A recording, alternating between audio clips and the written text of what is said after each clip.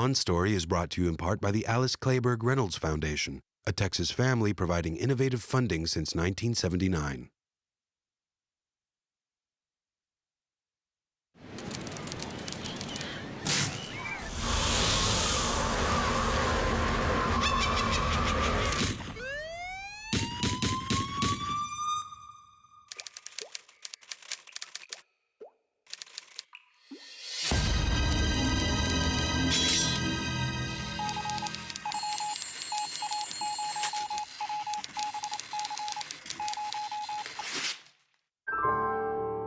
On Story, presented by Austin Film Festival, a look inside the creative process from today's leading writers and directors.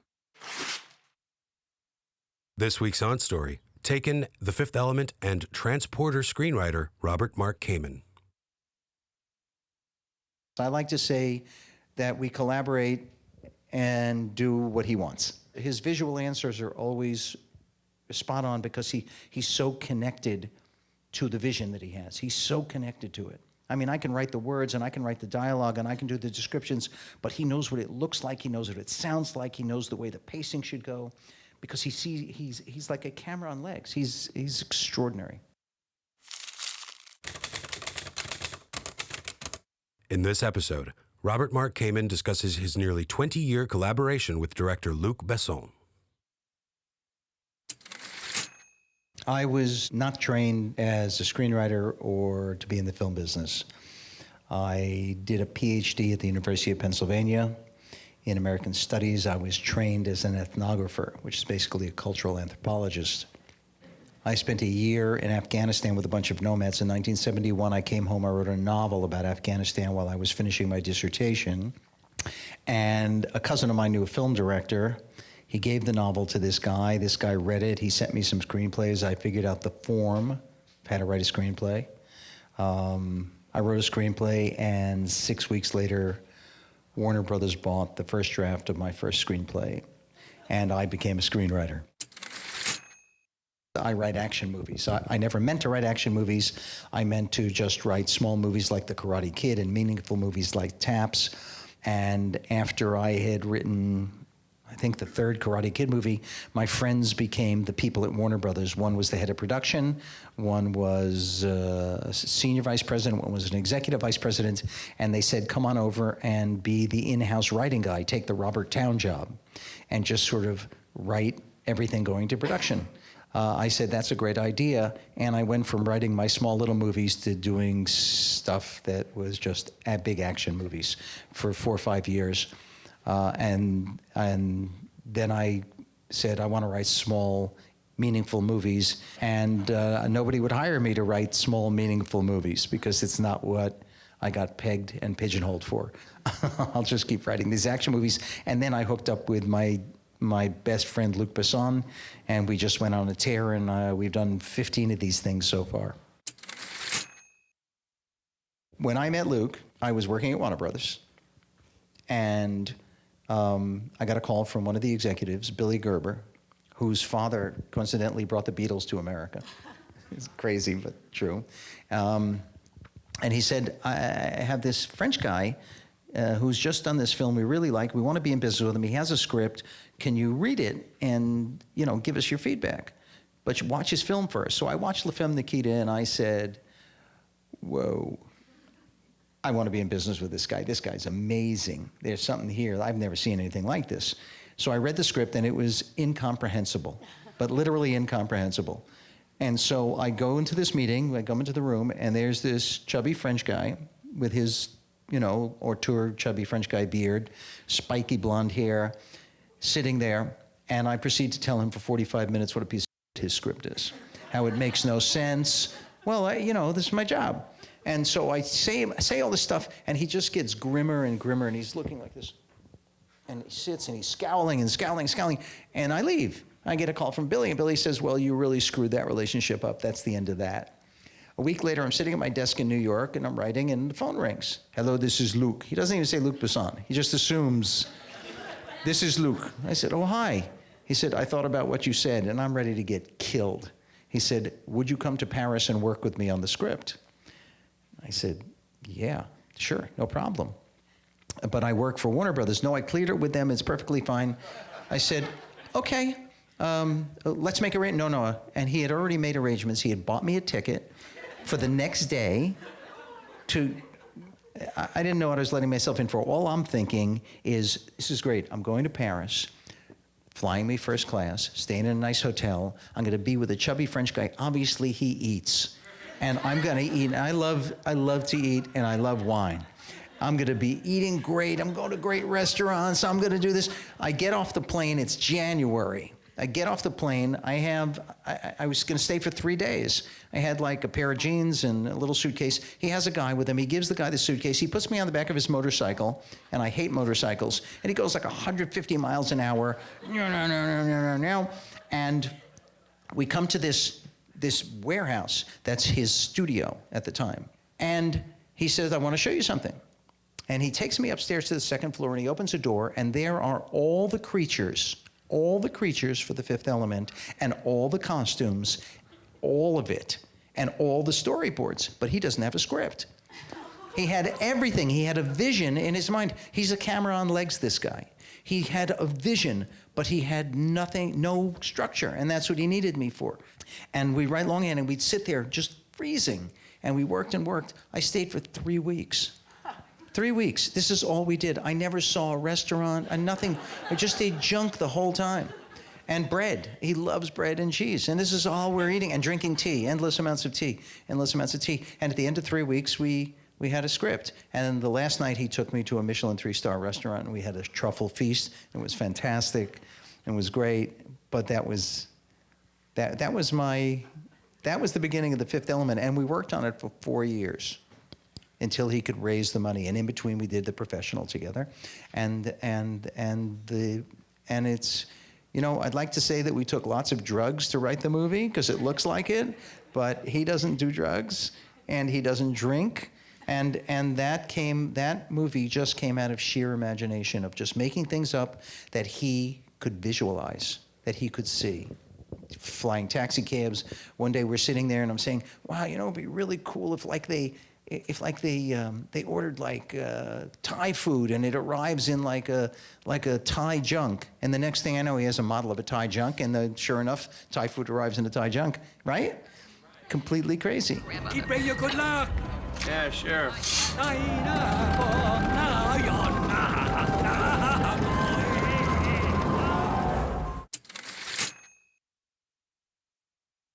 We started writing The Fifth Element. And he needed $90 million, and he was this French guy who didn't speak English and didn't understand English, and he couldn't get $90 million to make this movie. And so he had sketched out The Professional. It was called Léon. And it was laying on the floor, and I leafed through it, and I said, you know what, you'll never get this done, but we should do this while we're waiting for that. Let me rewrite it. So I rewrote it, and Columbia gave him $15 million, and he shot the movie. Luke came to me in 2000, and I was really tired of, I had been writing for the studios for a decade, 2 decades at that point, and the business was changing. It was becoming more corporate. And he had a vision. This guy's a genius. Let me just say this, he's a genius. I'd follow him just about anywhere. He came to me and he said he had a vision. And the vision was that he did not want to be beholden to Hollywood studios, that we had done The Fifth Element, and he didn't want to be beholden to anybody. He wanted to do what he wanted to do, because as all great directors, he's a total control freak. And he had a plan, and his vision was he was going to build a studio, then he was going to go public, then he was going to get a distribution company, and nobody could control him, and everything has come to pass. But to do this, he needed to put out films that would sell internationally. And the films that sell most easily internationally are action movies. But he didn't want to make big CGI movies. He wanted to make small action movies. And my thing was, for better or for worse, I could write action, but I wrote character. All my films are character-based moments of mayhem. And he said he'll put the money up. We'll write the films together. He'll make the first couple. And then with that money, he'll buy libraries. With the libraries, he'll have regular income. With regular income, he'll be able to go to the stock market. He'll become a public company. With the stock from a public company, he'll go to the French government. He'll get a loan. He'll do this. He'll do this. And I'm listening to this. I'm listening to all of this. And I'm like, okay. And he said, and I'll pay you what the studios pay you. We'll do this together. And I said, okay. This is the best part. We were having breakfast in New York, and he said, okay, we're going to the airport. And I said, why are we going to the airport? He said, well, we're going to go see Jet Li at 20th Century Fox this afternoon, and we're going to pitch him our movie. And I said, what movie? He said, we'll make it up on the plane. Honest to God. So we went home. We went back to my house, and I grabbed my suitcase, and I threw some stuff in it. And I said, honey, I'm going to LA with Luke. I don't know how long I'll be gone, but we're going to go sell a movie. And she said, what movie? And I said, I don't know. We're going to make it up on the plane. We got on the plane. 5 hours later, we got off, and we had Kiss of the Dragon all outlined. And we went to the studio, and there was Jet Li, who spoke less English than Luke did, who spoke no English. And I told him the movie, and I've been a martial artist my whole life, for 50 years, and here was Jet Li, who's the icon of martial arts. And I'm sitting there like, wow, this is really great. This fat Frenchman, he really delivers. And we told him the movie. He said yes. It took 6 weeks to write the script. 6 months later, we were in production. We finished production, and we're in Paris, and he said, okay, our next movie, what is it? And we're thinking of different ideas, and a truck comes by. We're actually sitting on a bench opposite the Eiffel Tower eating ham sandwiches from this great Spanish ham sandwich store. And it said Transporteur. And I said, oh, Luke, this is great. This is a great idea. It'll be the Transporter. That's the movie. And he says, what do you mean? I said, well, there's a guy, and he puts stuff in his trunk, and he doesn't ask questions, and he delivers packages, and he said, no, that Transporter means it's a moving van. And I said, yeah, but it's a guy. And he said, no, I don't like the idea. I said, and he drives a Mercedes, and he does this. 6 weeks later, he calls me up. He said, I have a great idea. I said, what's the idea? He said, well, there's this guy, and he drives a BMW, and he puts the things in the trunk, and he drives. I said, that's my idea. He said, no, you said a Mercedes. And I said, you're absolutely right. And we wrote The Transporter, and we found Jason Statham, who was just a little character actor in some Guy Ritchie movies, and we turned him into the creature he's become today. And then we did Taken, and we never expected any of these movies to do gigantic business or to become iconic, but the Transporter series became iconic, and Taken, of course, became Taken. It's sort of my nature in all the films I write, that I start off, the questions I always ask myself is, who is my hero?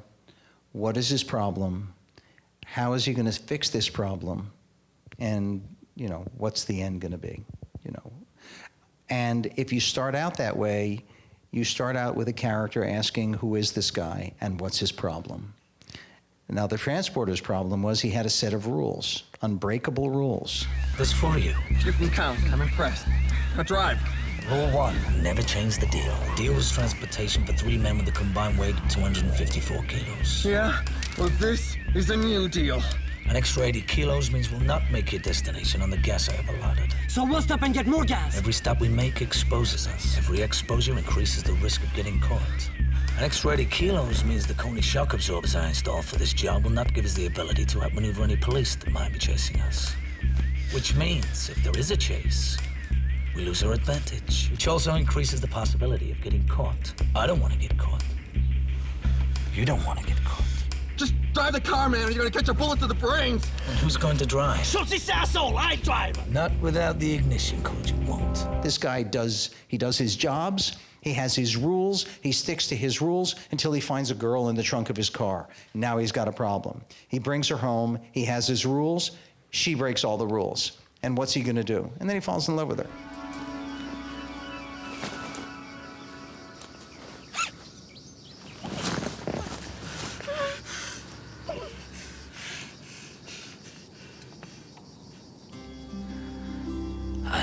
It's like Liam Neeson in Taken. For the first 20 minutes of the movie, nothing happens, and there is no B story in this movie. Every movie has an A story, a B story, sometimes a C story, and a D story. These little things that go through the movie. There isn't any. There isn't any because you establish a character in the very beginning of the movie. Here's a guy, what's his problem? His problem is he doesn't have a relationship with his daughter, and he wants one. It's one of the most basic things we all want. Everybody wants as a parent, and everybody wants as a kid. You want to have a relationship with your parent. What? I'm not comfortable with this. Dad. I don't think a 17-year-old should be traveling alone. I'm not gonna be alone. 2 17-year-olds. Amanda's 19.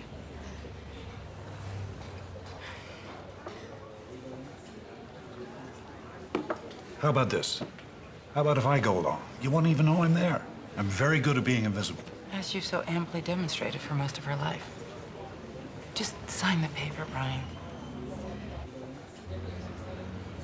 I'll think about it. Come on, Brian. Everyone at this table knows what that means. Hey, Kimmy. There's something else. I don't want anything else. Kim. They all have an existential crisis, and they've got to solve their existential crisis, and there's a villain out there that's going to keep them from solving their inner existential crisis. Just the costume changes, but the formula is the same in every one of these movies. We write them and we shoot them because he has complete control. So they don't get changed much, and I've been really lucky in that way. And I don't have, my aspirations are, I like to do good work. I love writing, but my aspirations are different. My aspiration is to get the movie made. And my aspiration is not to write high art. I don't have that aspiration. That thing in me, the perfection thing in me isn't there.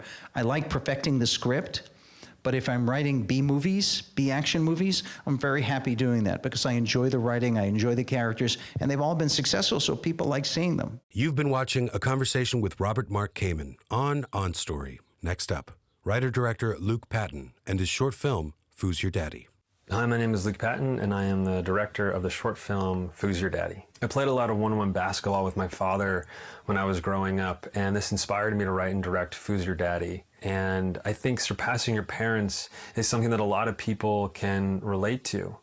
And making something out of it absolutely made sense, but making it a comedy made the most sense. Because it's a weird moment, and it certainly was funny and weird for me. The most difficult part of translating the script for Foos Your Daddy into a film was taking these really dense, very intense action sequences and turning them into something cinematic. I think the thing that I'm most proud of in Foos Your Daddy is how editing, music, sound design, and cinematography all work together to elevate a table sport.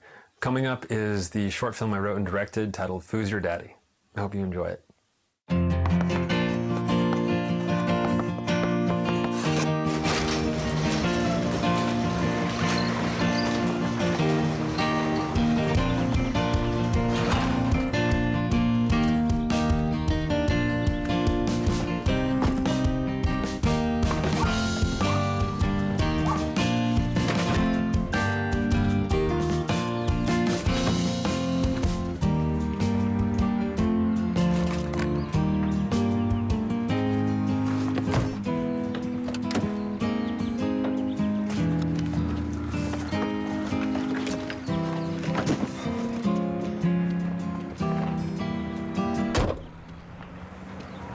Put it on. So, I'm not really going to Winston University. I know. I bought it for you so you wouldn't forget us. Put it on.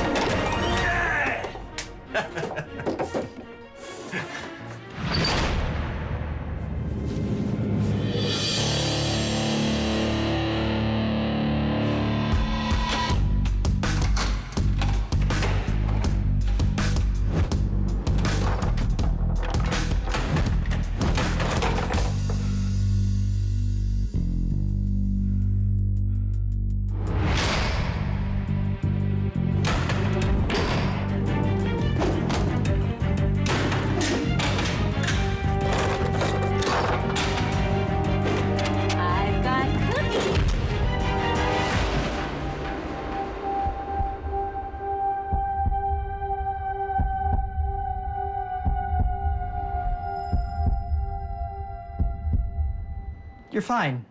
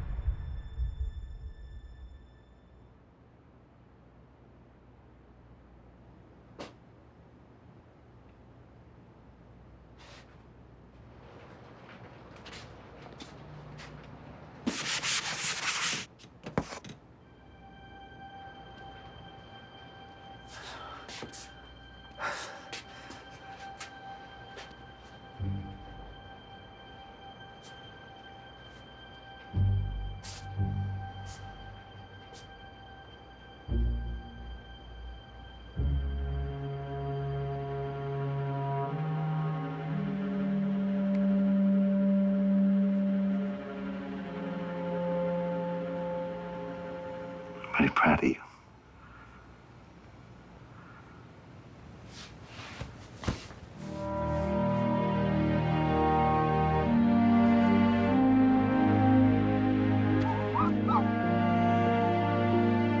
Dad, I think you're bleeding on my shirt.